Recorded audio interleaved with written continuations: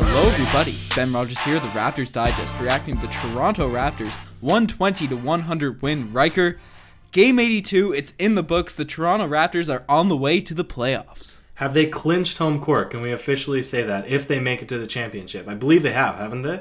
Yeah, so we have the tiebreaker against the Golden State Warriors. The maximum record the Golden State Warriors can get to this point is to be tied with the Toronto Raptors with 58 wins. So since we won those 2 games against Golden State, assuming, they have the best record in the West, assuming we get there and the Golden State Warriors get there, we'd have home court in the finals, but that's a long road to get there. Listen, it's worth a woo! Yeah. A little unprofessional, I guess, for our podcast, but it's worth celebrating. It's not very often that in a matchup against the Warriors that you'd have any particular advantage on them. So it's very exciting, the tone of this podcast. I was a little bit worried. I knew that this was going to be a rest game for some players, but I'm glad that they still went out there, got the job done. But before we get into that, obviously we'll break everything down. We'll start with the comment of the day, One of the most uplifting, I guess, comments that I've seen. We obviously have a fan base from around the world. When we had our call-in day, we had 2 fans from Germany. We had Australia. We look at the metrics. People all around the world, Raptors fans. It's crazy. It blows our mind. But this comment here, Ali Imam, hear your content each and every day on all platforms from, I don't even want to pronounce the city name, but from Pakistan. Waking up at 4 a.m. and watching the games each and every day.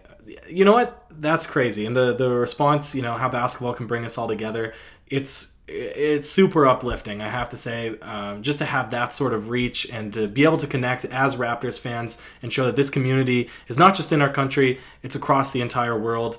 Really fantastic stuff. But enough about that. Basketball. That's what we're here to talk right now. And Ben, take it away.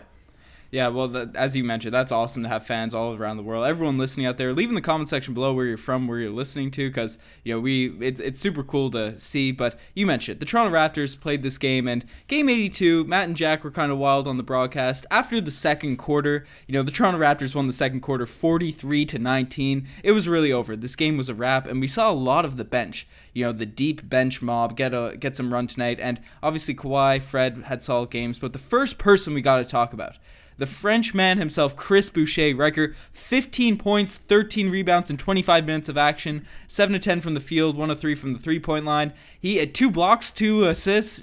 He came out and got his opportunity, and as Chris Boucher has done all year, whenever he gets an opportunity, he looks to perform. He's got a winning mentality, no nonsense when he's on the court. Ryker, what were your thoughts on Boucher out there tonight? This is not an overstatement. You are totally right. He loves to go out there and perform, even in the garbage minutes with a minute left in the game. He's still going to go out there and try to splash.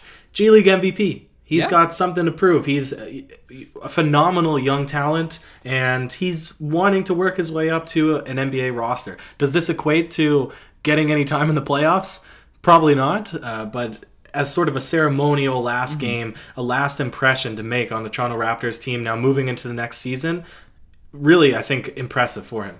Yeah, well, one thing I think we can briefly talk about. Do you think Chris Boucher has potential to be a rotation player in the NBA, particularly with the Toronto Raptors or someone else? Because he has the talent. He has the defensive ability in terms of getting blocks and, the length that he has. But the one question mark with Chris Boucher, and it was the biggest question mark on whether the Raptors should actually sign him on the 2-way contract. They eventually converted it to a full-time contract this year because of how well he's played in garbage minutes and all that. But, Chris Boucher, with all of his talent, he is still have a very, very small frame, and he's an older guy for a young player. He's 25, 26. He's not your usual, up-and-coming prospect. So do you see a future in the NBA for Chris Boucher, especially if he keeps playing like this, or does his thin frame and these sorts of things kind of limit his potential?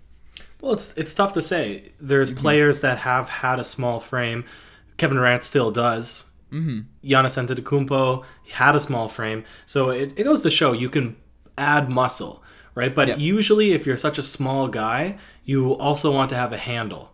But on the flip side, he's the G League MVP. That means he's the best player, unanimously voted or voted by the majority to be the number 1 player coming out of the secondary league. And I'm sure that there's teams like, if not on the Raptors, I guess, there's teams like the Bulls where if you put a low rotation player down to the G League, would he then automatically be the MVP? Maybe not. So is there a place for Chris Boucher? Just by that simple logic, of course, there's a lot more factors that go into it.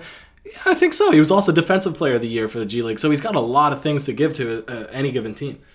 Certainly, you mentioned it, to end the point on Chris Boucher, the thinner frame guys, they really need a handle to really find success in the league, and the fact that he has such a wide variety of skills in his arsenal, I think if he adds that handle to his game and can really play the wing position, similar to what Pascal Siakam did. Now, Siakam is a bit more of a firecracker than Boucher, and came to the league as a very energy-oriented guy and is younger, but when Siakam added the handle, that's when his game really took off to the next level. I think if Boucher can add a handle, he can certainly get minutes and be a decent rotation player throughout the NBA. But a lot of guys had great games tonight. No one got too many minutes, but Kawhi Leonard tonight shooting remarkably efficient. 20 points, 6 rebounds, 8 of 14 from the field, 4 of 7 from the three-point line. The one encouraging thing I really want to take away from this game, about Kawhi's game, is the past few nights, for the past week or so, he's been kind of cold from the three-point arc, so it's nice to see him knock down some threes going into the playoffs.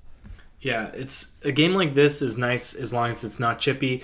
It's good to play against Minnesota, who's well out of playoff contention in the way. Of course, everybody in the top 8 has been locked in, I think, for the past probably week or so now.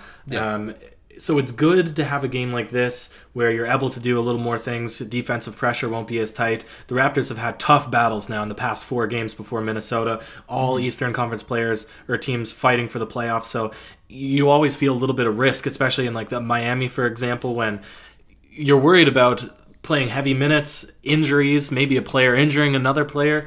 Tonight is a game that you can kind of rest easy, allowing Kawhi Leonard to play, get a bit of run, shake off some of the dust. Like you said, he's been shooting pretty cold from 3, so everybody's been saying, or actually it's been a little bit back and forth in the comments, but a lot of people are saying that he's been playing at 80%, he's been reserved, that's sort of what we've seen, and now he's ready to really dial it in and hone in his absolute playoff mentality now coming the next few days.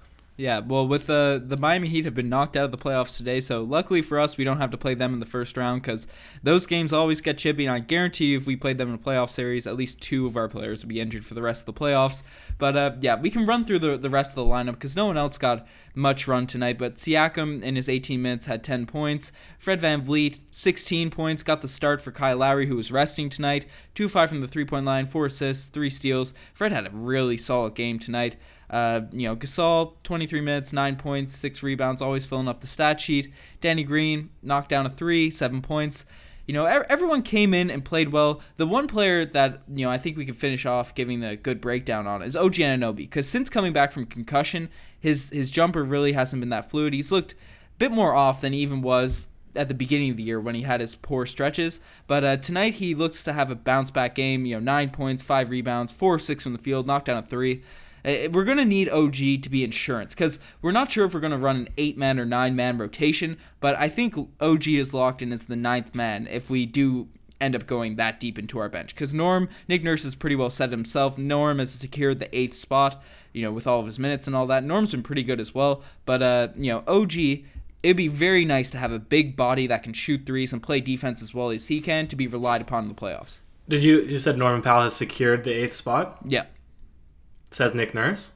Yeah, Nick Nurse basically alluded to it, and the way Norm has been playing, especially the past couple of weeks, I think it would be tough to take it away from him or argue against it. That's fair. So you're thinking OG Anunoby could slip into the... Oh, I guess he is slipped into the 9th then. Okay. Yeah, that was a point I was actually going to bring up because I would say tonight's game would be the nail in the coffin for Jeremy Lin not playing come playoff time. 0 for 4 performance from the 3. That's really the only thing that we wanted to see from him come playoff time is improved 3-point shooting. So I'd say tonight's game really, unfortunately, has probably seen him pushed out of the rotation.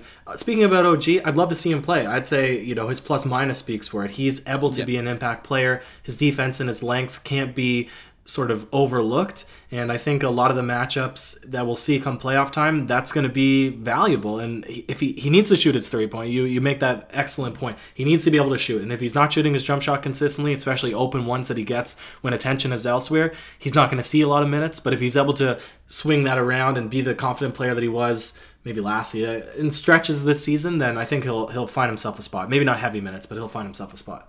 Yeah, for sure. And a lot of people were trashing on OG after he came back from concussion, those couple games. When a player gets a concussion, you need to give him some run to really get back in the swing of things. For people that have had concussions, they know, it takes a while to get the pep back in your step. But, the Toronto Raptors, Norm Powell also had a pretty solid game tonight. The bench, Jody Meeks knocks down some threes. You mentioned Lynn. Really didn't. Lynn has a skill set that could work well in certain systems, but where his role with the Toronto Raptors, he needs to hit threes in order to get run for this team, and he just unfortunately couldn't do it for the Toronto Raptors in this end of season.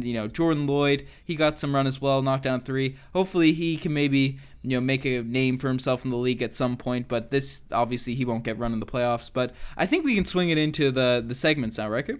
Yeah, go for it. Yeah, tonight the Kawhi do him like that play of the day. We talked about Chris Boucher a lot. Tonight he there was a 3-point shot. I'm not sure who it was on the Minnesota Timberwolves, but he blocked a jumper with those long arms, brought it down the court, had a kind of a Giannis-esque long 2 strides straight to the rim. I thought he was going to throw it down, but instead did a nice little icy finger roll layup. So that's always exciting to see a blocked 3-point shot going coast to coast for Chris Boucher. Can't argue with that, man. That is, that's Canadian, man. Coast to coast. Bonjour. My horrible French. Anyways, not all plays can be the Kawhi do him like that play of the day. Some just make you say, oh, geez. And tonight, the oh, geez play of the day, it's going to a stretch in the third quarter. The Toronto Raptors and the Minnesota Timberwolves. There's about 6, 7, 8 possessions, I want to say, where the teams just went back and forth knocking down threes. It felt like both sides just knocked down a 3 or at least shot a 3 on every possession, until the Minnesota Timberwolves called the timeout. He said enough was enough because there's no defense being played. It was just all long-range jumpers. So it was kind of wild. It's jarring to see that many shots go in and that many 3-point shots being put up. In a game like this, it makes sense. Right? Yeah. All-star games, you always see threes going down. It had a pickup game feel to it. And when defense is not extremely tight, the threes are going to fall. These are all skilled NBA players. So when the defense sags back, the old adage, hands down, man's down. Hand down, man down. Anthony Tolliver. Shout out to Anthony Tolliver. He had a good few of them for the Minnesota Timberwolves tonight. And finally, the infamous, the one and only DeMarre Carroll Gold Star Award. Riker, do you have any DeMarre Carroll Gold Star Awards in mind tonight? I could have a pretty somber DeMarre Carroll Gold Star. Maybe if you have a more positive one, you can give it. If not, I can. You give it. You take it away, Riker. My pretty somber DeMarre Carroll Gold Star is not just tonight's game, but it's an entire season worth of maybe disappointment for a fellow Canadian man, Andrew Wiggins. I'm not sure what his career trajectory is, but I feel like he's slowly slipping out of the league, even though some games he's putting up a decent number. But just with how this team Minnesota has really not been able to do anything over the past few seasons, and all of the drama that they've had, and really his sort of everybody's recognition of his lack of defensive intensity and his lack of desire to be in the league since getting paid the big dollars. I'm just worried for our boy, for Andrew Wiggins. I don't really like, again, this is very somber. Hopefully I can be proven wrong here, but I just think that I would like Andrew Wiggins to really revamp himself as a player next season and come back, because obviously he was electric in high school and university, so we'd really, just all the nation, I'm sure we would like to see Andrew Wiggins have a bounce-back season. Even though, like I said, the numbers have been there from time to time, but if you've watched any of the games, if you've just kind of seen what he's done over the season, it's not very impressive. Yeah, his past 2 years have been very underwhelming. The Andrew Wiggins, a lot of people kind of fell off the Andrew Wiggins hype train after his first couple years, but his numbers were pretty impressive over his first 3 seasons. I know, I believe it was his third year where he averaged 23 points per game. Then obviously he got that max extension, and ever since that's happened, he's really not fallen off, but has been underwhelming. People expect him to make the leap, and he regressed. And Andrew Wiggins, maybe it's the situation in Minnesota. Obviously, they brought in Jimmy Butler and his role. They still gave Wiggins a lot of shots, so it's not like his role was decreased or anything like that. But, it's a paradox, I want to say, the player of Andrew Wiggins. Hopefully he can bounce back. He's still got a lot of years on that deal and big money, so he won't be falling out of the league anytime soon. But we could see his career is certainly falling apart, and his reputation around the league. Maybe one day he comes to the Raptors, because tonight wasn't the case, but he usually plays very strongly against the Toronto Raptors. Maybe a couple years we get him on a cheap deal, and he becomes the Maple Jordan we all expected him to be. Yeah, can't argue with the Maple Jordan, but I guess we're running a bit long here now. Maybe not. If there's any points you want to bring up before we conclude it, obviously, like we mentioned at the beginning of the podcast, Raptors secured a very good season. Not their not their best record ever, but I think it's been, with all the ups and downs, everything that's happened, all of the new acquisitions, injuries, the faces we've seen leave the team, for everything all set, a brand new head coach, all things said and considered, this is a very fantastic outing for the Toronto Raptors to have, and I'm extremely excited now for the playoffs to happen and see what kind of success or lack thereof they can have. I couldn't agree more. Ryker, the last question I want to pose to you, and maybe we'll talk about it in future videos because we're going to be making a lot of videos on these playoffs coming up, but do you think this playoff run will top the 2016 playoff run where we made it to the Eastern Conference Finals and Bismack Biyombo had those heroic moments against LeBron James and the Norman Powell dunk? Do you think this playoffs will be more monumental, or are we going to be maybe not left underwhelmed, but will it live up to the hype? Well, anything less than Eastern Conference Finals will be far greater than underwhelming. It'll be an absolute. It'll be travesty. A tragedy. Travesty is different meaning. Just read this today in an article, but I totally agree.